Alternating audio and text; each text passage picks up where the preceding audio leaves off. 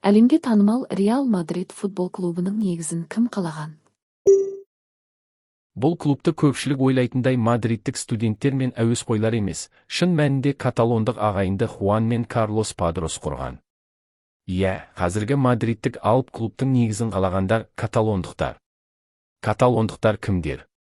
Каталондықтар Испанияның солтүстік шығысындағы Каталония аймағында тұратын халық. Орталығы Барселона. Олардың өздерінің тілі бар, каталон тілі, испан тілінен бөлік ресми мәртебеге ие. Каталондықтардың мәдениеті, дәстүрі, музыкасы, тіпті асханасы да ерекшеленеді. Олар тарихи тұрғыда өзін испандықтардан бөлек халық ретінде санайды. Сондықтан Каталонияда тәуелсіздікке ұмтылыс жиі байқалып тұрады. 1902 жылдың 6 наурызында олар ресми түрде клубты құрып, оған Madrid Football Club деген атау берді. Ал алғашқы президенті Хуан Падростың өзі болды. Арада 18 жыл өткенде, 1920 жылы Испания королі Альфонсо 13 аталмыш клубқа ерекше мәртебе сыйлап, Real, яғни патшалық атағын береді.